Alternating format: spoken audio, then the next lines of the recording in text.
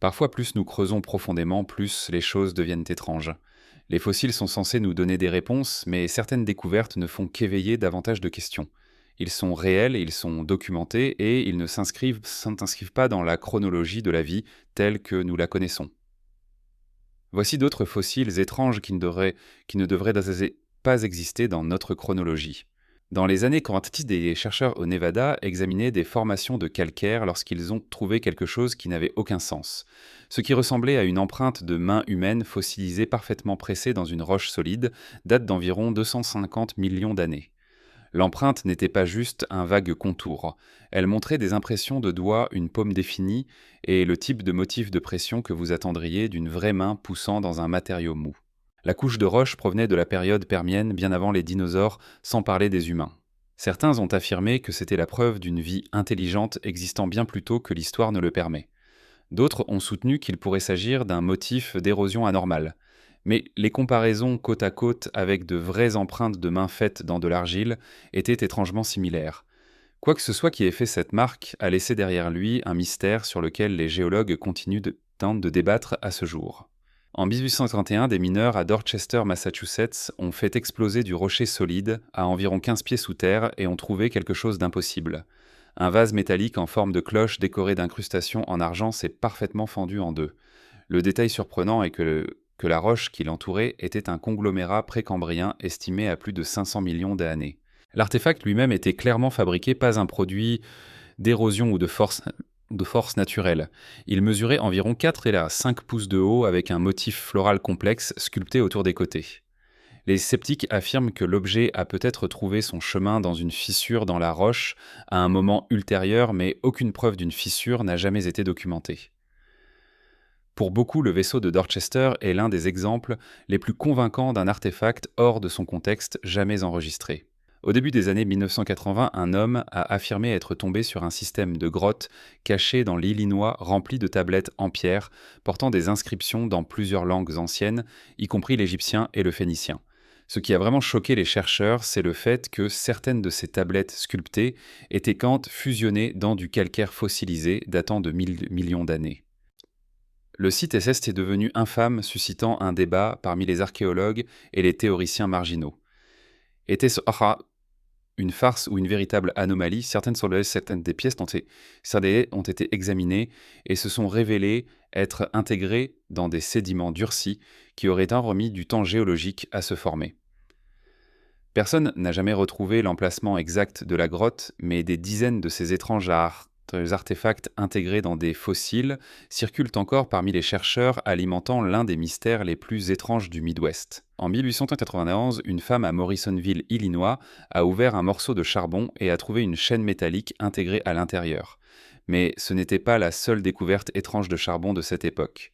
À peu près à la même époque, des mineurs en Virginie occidentale ont trouvé une petite poupée finement sculptée à l'intérieur d'un filon de charbon vieux de plus de 300 millions d'années.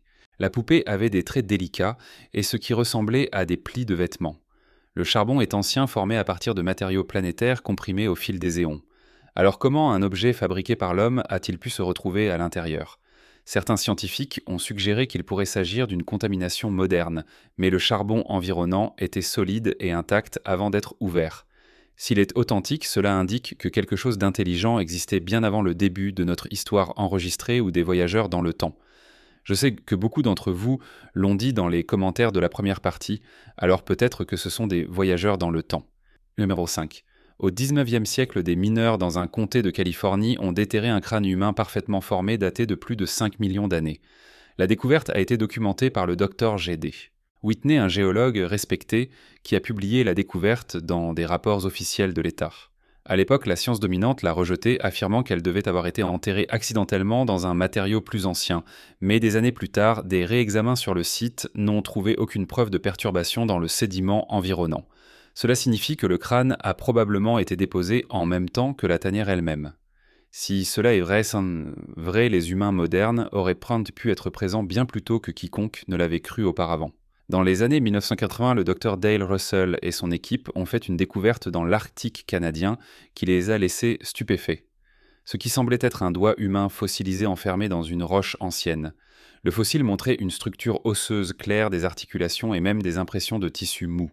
Des scans CT ont révélé des formes osseuses internes correspondant à celles d'un doigt humain. Voici le rebondissement. La roche dans laquelle il était enfermé date de 100 millions d'années. C'est profondément dans la période Crétacée lorsque les dinosaures régnaient encore sur la Terre. Les scientifiques qui ont examiné le spécimen étaient divisés. Certains croyaient qu'il s'agissait d'une créature marine mal identifiée. D'autres ont discrètement admis que la ressemblance avec un doigt humain moderne était troublante. Dans les années 2000, des archéologues excavant près de Visoko en Bosnie ont découvert une dent comme ils n'en avaient jamais vue. C'était une molaire humaine unique, mesurant près de 3 pouces de long, 2 fois la taille d'une dent humaine normale. La dent était fossilisée et trouvée intégrée dans une couche de sédiments datant de milliers d'années. Il n'y avait pas de mâchoire correspondante, mais la taille de la molaire suggérait un individu bien au-delà de 10 pieds de haut, si on l'échelle proportionnellement. Bien que la plupart des scientifiques l'aient classée comme une anomalie inhabituellement grande mais explicable d'autres, y ont vu une preuve potentielle d'une espèce de primate géant, maintenant éteinte.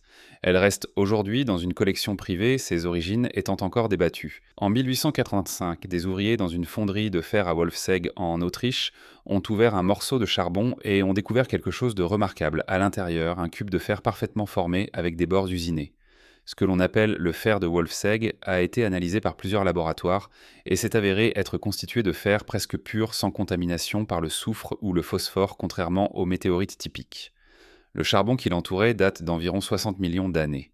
Certains scientifiques l'ont rejeté comme un morceau d'équipement minier moderne qui aurait été intégré au charbon, mais les premiers enregistrements montrent qu'il a été trouvé lors d'une livraison de charbon de routine sans mine à proximité. Sa forme et son âge en font l'un des artefacts métalliques hors de son contexte les plus célèbres au monde. En 2008, des mineurs dans la région de Donetsk en Ukraine ont découvert une empreinte claire d'une roue à rayons intégrée dans un plafond de calcaire à 300 pieds de profondeur. La formation a été datée d'environ 300 millions d'années. Et ce qui la rendait encore plus intrigante, c'est que la forme de la roue était entossée ou était tridimensionnelle, suggérant que quelque chose de solide avait autrefois pressé contre le sédiment mou avant qu'il ne se durcisse en pierre. Aucune roue réelle n'a été trouvée, elle avait depuis longtemps pourri, mais l'empreinte est restée nette et définie. Les mineurs l'ont photographiée abondamment avant que le site ne soit scellé. Bien que les géologues aient tenté d'offrir des explications naturelles, aucune ne convenait parfaitement. L'empreinte ressemble étrangement à des roues de la première civilisation humaine, sauf que cela remonte à des centaines de millions d'années trop tôt. Dans la province d'Ica, au Pérou, des milliers de pierres sculptées ont été déterrées au fil des décennies. Beaucoup représentent des dinosaures aux côtés d'humains, de la chirurgie avancée et même des machines volantes.